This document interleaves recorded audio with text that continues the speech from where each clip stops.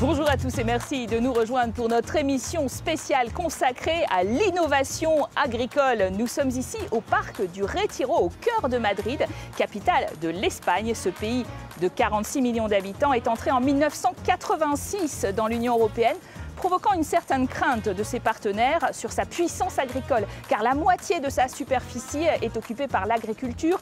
Elle exporte ses fruits et légumes, son huile d'olive, et elle est la seconde bénéficiaire de la politique agricole commune, avec 7,4 milliards d'euros par an.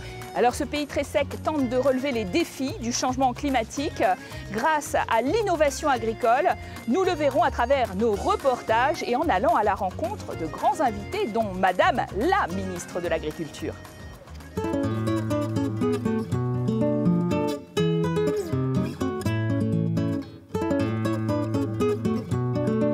Toujours au parc du Retiro, nous rencontrons Isabel Garcia Terrerina. Bonjour. Vous êtes la ministre de l'Agriculture, une femme à ce poste, c'est rare quand même, de l'Espagne, ingénieure agricole d'ailleurs vous-même. Alors comme c'est une grande agriculture, vous êtes le deuxième bénéficiaire des aides de la politique agricole commune à hauteur de 7,4 milliards d'euros derrière la France d'ailleurs. Vous avez l'impression que ça va continuer après la nouvelle PAC, c'est-à-dire celle qui va être mise en place après 2020? On sait que la négociation ne sera pas facile, mais pour l'Espagne, pour le gouvernement espagnol, l'agriculture, les agriculteurs, l'environnement rural est très important. Il y a beaucoup de raisons, beaucoup de valeurs ajoutées européennes dans la politique agricole commune. Et pour ça, le gouvernement espagnol va défendre sans doute un budget important, soutenir le budget de la PAC. Quand vous voyez un Emmanuel Macron qui argumente qu'il faut davantage investir plus dans l'innovation, est-ce que vous avez l'impression que la France est en train de changer de philosophie? C'est grâce à la coopération entre la France et l'Espagne qu'on a réussi à avoir un budget important pour les périodes 2014-2020. Et je suis sûre qu'on va trouver dans la France un allié pour défendre les intérêts de l'environnement rural. Et en même temps, je dois dire que ce n'est pas incompatible la recherche, l'innovation et la PAC. En fait, on a besoin de plus d'innovation. Est-ce que précisément vous avez pu investir suffisamment dans l'innovation, la recherche et le développement alors qu'il y a eu d'énormes coupes budgétaires avec la politique de rigueur de Mariano Rajoy? Pour sortir de la crise, pour gagner la confiance de l'Union européenne, l'Espagne a fait un effort très important. Au niveau des recherches publiques, on est plus proche au moyen européen qu'au niveau des recherches privées. On doit mettre en place des mesures pour qu'il y ait plus d'innovation privée. Alors, est-ce que vous ne craignez pas justement les effets sur votre agriculture et sur celle de l'Union européenne d'une guerre commerciale avec les États-Unis qui a un peu commencé ici en Espagne avec les olives de table qui sont surtaxées par Donald Trump brusquement? Cette situation, ce n'est pas contre les huiles de table de l'Espagne. À la fin, c'est contre le système de soutien de l'agriculture européenne parce que c'est un processus anti-subvention.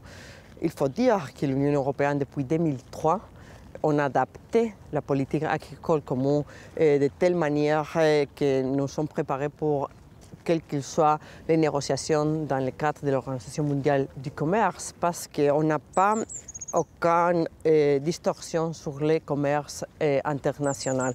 Vous êtes le premier producteur d'Europe d'organismes génétiquement modifiés, notamment de maïs transgénique, 75% de la production européenne. Ça, vous considérez que c'est un facteur d'innovation? Oui, et sans doute, on va soutenir et continuer ces politiques. La biotechnologie est aussi innovation. C'est un domaine très important à travers duquel on peut avoir des variétés qui ont besoin de moins de produits chimiques, de cultures plus adaptées à la sécheresse. Il y a plus de 10 ans qui ont des cultures OGM en Espagne sans aucun problème de coexistence avec des autres cultures. Mais pas beaucoup d'appétit du consommateur européen pour ces cultures OGM. Je dois dire que tout le monde a une consommation des OGM, tout le monde, parce que presque tous les soja du monde est OGM aujourd'hui. Il n'y a pas d'alimentation animale sans soja. Il y a longtemps qu'on consomme des OGM sans problème, aucun problème, ni pour la santé, ni pour l'environnement. Et les questions qui sont scientifiques, qui sont techniques, ne sont pas politiques. Alors l'Espagne toujours suivre les rapports de l'Agence européenne de sécurité alimentaire. Merci de cet entretien, Madame la Ministre. Alors vous savez, vous allez être intéressés, on est allé voir des drones particulièrement innovants. Ils survolent vos vignobles espagnols et c'est bien utile. En effet, ils permettent de détecter par avance les maladies, le manque d'eau et d'engrais de ces vignobles. Un reportage tout de suite de notre envoyé spécial, Johan Baudin. Et si, pour connaître la Terre, il suffisait de prendre de la hauteur? Avec ses drones, Sergio Rodriguez a déjà analysé plus de 1500 champs espagnols en 3 ans. Cet ingénieur agronome a monté sa start-up agricole, installée dans sa faculté d'origine, avec comme objectif convertir les futurs exploitants à l'agriculture de demain.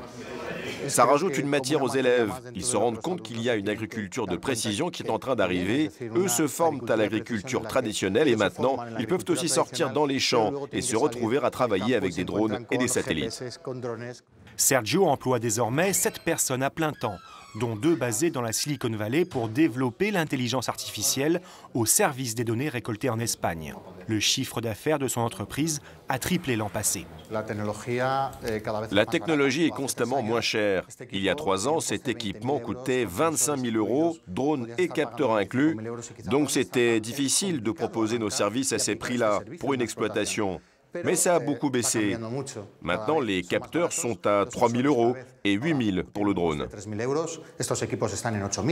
Il a ainsi pu baisser ses tarifs. Le vol est à 10 € l'hectare. Son carnet de clients affiche maintenant une centaine de noms pour beaucoup des viticulteurs de la région de Valladolid.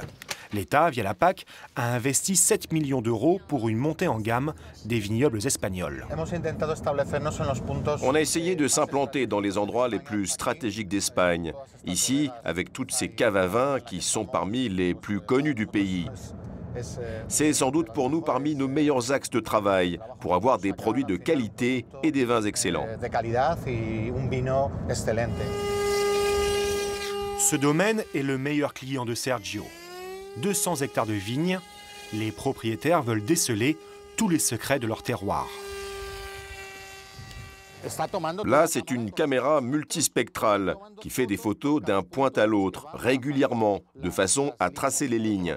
Le drone fait des allers-retours, comme un tracteur. Un tracteur qui va surtout enregistrer la température ou la composition des sols, calculer la biomasse sur les ceps ou détecter des maladies avant qu'elles n'apparaissent à l'œil nu. Par exemple, les maladies du bois de la vigne sont le principal risque auquel nous sommes confrontés et qui ont une incidence énorme dans notre région. Avec le drone, on peut déceler les plantes qui vont être affectées en premier. Intérêt ne plus traiter globalement mais localement le vignoble, cibler les interventions, faire de l'agriculture de précision. Les données du vol peuvent être immédiatement décryptées. Cette zone a une carence. Ici, il y a un petit problème d'arrosage. Oui, il y a un problème d'irrigation, nous devons vérifier. Regardons avec une carte thermique. Là, c'est clair. On voit que la température est élevée et donc on peut mettre de l'eau et des matières organiques. Économie d'arrosage, d'engrais, gains de production, le domaine n'a pas encore chiffré les bénéfices tirés du drone, mais ne veut pas laisser passer une technologie qui pourrait révolutionner l'agriculture. Sergio, lui, regarde loin vers l'horizon. Il veut dès l'an prochain faire voler ses drones au-dessus des vignobles sud-américains.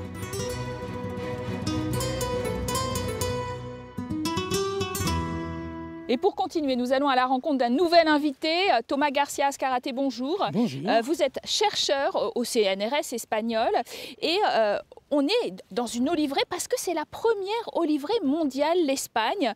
35% de sa surface agricole, 40% de la production et c'est un secteur essentiel pour l'agriculture ici. Oui, c'est un secteur essentiel. à tous les niveaux, au niveau emploi, au niveau économique, au niveau surface, au niveau culturel, au niveau cuisine.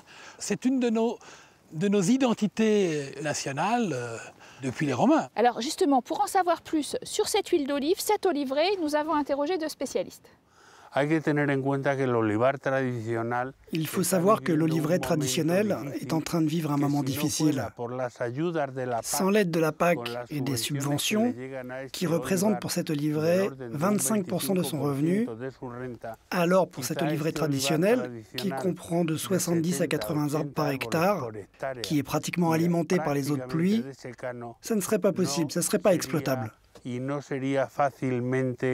La sécheresse a considérablement affecté les oliveraies, qui en grande partie sont alimentées par les eaux de pluie.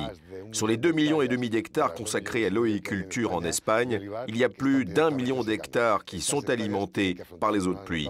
Ces surfaces doivent s'adapter en raison des changements climatiques. Alors là, Monsieur Azcarate, on voit les tuyaux d'arrosage. Ah oui. L'irrigation, 16 milliards de mètres cubes d'eau utilisés chaque année dans ce pays qui est très sec. C'est une problématique essentielle et c'est même très compliqué. Avec le changement climatique, en Europe, l'Espagne est en première ligne. La montée du désert et de la désertification, de l'érosion est là. L'eau est à la fois une manière de lutter contre le changement climatique, mais aussi une des causes de ces changements quand il y a une surexploitation des eaux disponibles. Est-ce que vous parleriez d'un pays qui est aujourd'hui à la pointe de l'innovation? Alors, il y a des secteurs dans lesquels c'est clairement le cas. C'est le cas de l'huile d'olive, on l'a vu, c'est le cas de la vigne, vous avez vu les drones. Dans le cas des fruits et légumes, la manipulation des fruits et légumes, il y a les robots sont en train de s'installer. C'est moins vrai dans le cas, par exemple, de l'élevage de montagne. C'est un secteur qui a beaucoup vieilli et qui se trouve aujourd'hui confronté à l'arrivée des ours de la faune sauvage. Et là, l'innovation, les drones, des robots mécaniques, des changements dans la formation des pasteurs, etc. L'innovation peut jouer un rôle important pour permettre que la faune sauvage et la faune domestique puissent vivre ensemble. Merci à vous d'avoir été notre invité. Alors aujourd'hui, l'Union européenne n'est pas indépendante en matière de semences et d'engrais. Elle doit importer et pour y remédier, un projet a été mis au point, financé à hauteur de 5 millions d'euros par l'Union européenne. Il implique 38 pays, dont la Chine d'ailleurs. Il s'agit de Clegg. Notre envoyé spécial en France et en Belgique, Anaïs Guérard, nous en dit plus. Luzerne, trèfle violet ou févrole, des cultures un peu oubliées mais indispensables à l'alimentation animale et à la diversité de nos prés. Le programme de recherche européen ECLEG vise à les réhabiliter. Premiers bénéficiaires, les semenciers qui vont tester les variétés retenues par le projet. Au cours de ce projet, nous allons développer la connaissance de ces ressources génétiques avec des adaptations à différents territoires, mais également des résistances à des maladies. Donc l'intérêt pour nous, c'est de développer ces connaissances que nous ne pourrions pas développer seuls et de pouvoir ensuite les utiliser pour développer nos propres produits.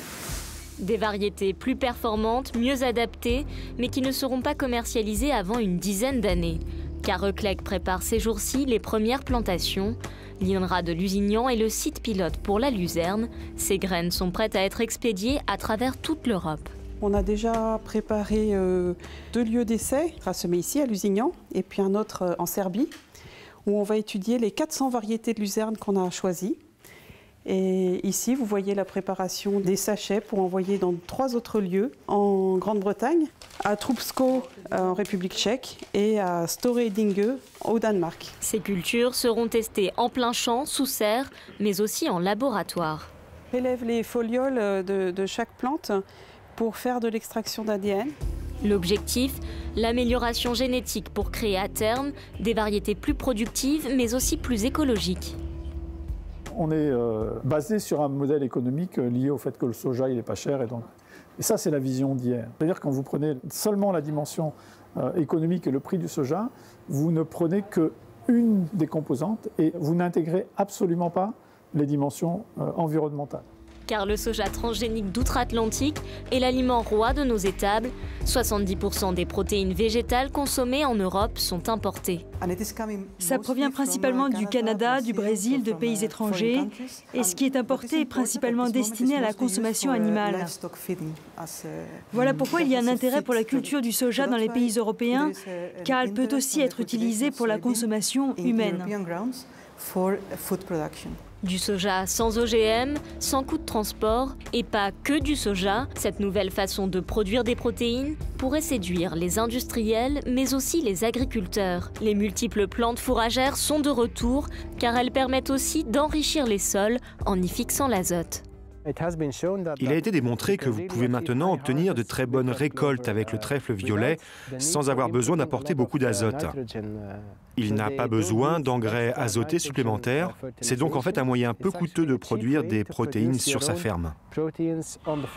Pour favoriser leur développement sur tous les types de sols européens, la Belgique est en charge d'un test de sécheresse. Nous devons créer des variétés qui seront mieux adaptées au climat auquel nous serons confrontés dans le futur. Il y aura des restrictions d'eau et les sécheresses seront plus fréquentes. Anticiper le changement climatique, relocaliser la production, un objectif d'indépendance alimentaire que l'Europe partage dans le projet ECLEG avec la Chine. Celle-ci a importé près de 100 millions de tonnes de soja l'an passé.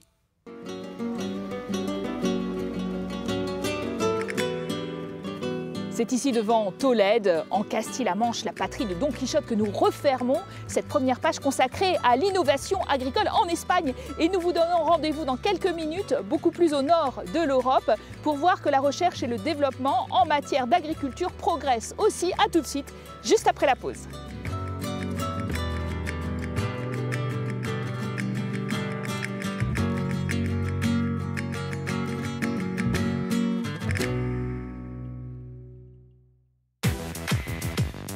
Le gros mot de l'écho, présenté par Myriam Mascarello. Austérité, déflation, flexi-sécurité. Les termes économiques vous effraient? Vous n'y comprenez rien. Décomplexez-vous en regardant le gros mot de l'écho. Un moyen simple et ludique pour comprendre l'économie avec Myriam Mascarello. Le gros mot de l'écho, à voir sur France 24 et france24.com.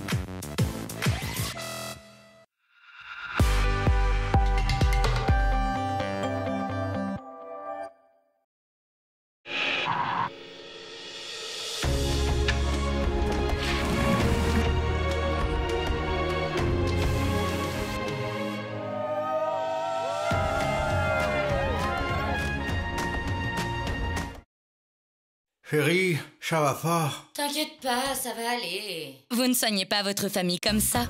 Alors, pourquoi ne rien faire pour vos plantes?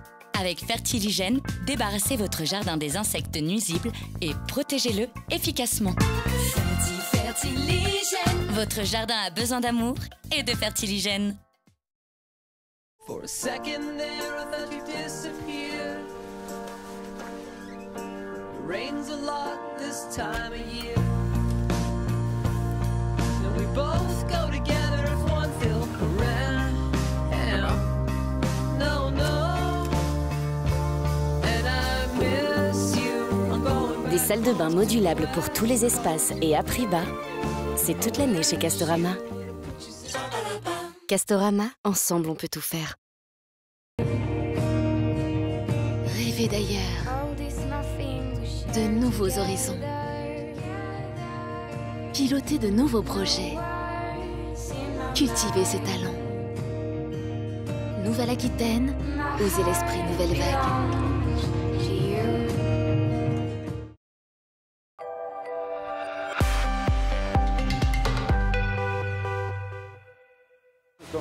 Les légionnaires. Ils viennent du monde entier.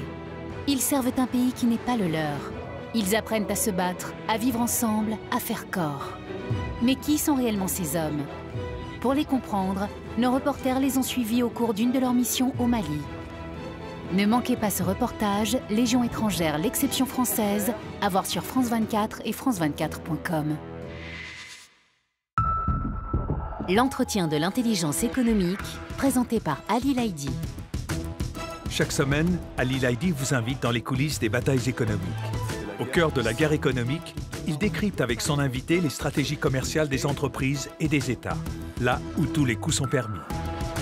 L'entretien de l'intelligence économique, à voir sur France 24 et sur France24.com.